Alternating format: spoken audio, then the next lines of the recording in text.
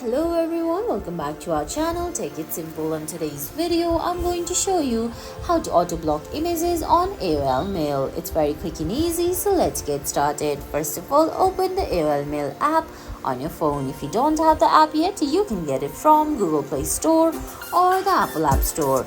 Once you do that, go ahead, launch the app, then sign in.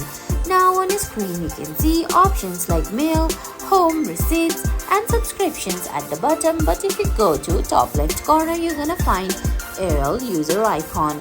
Now from there, go ahead and tap on settings and privacy, where you can see categories like account and security, customize your inbox and general.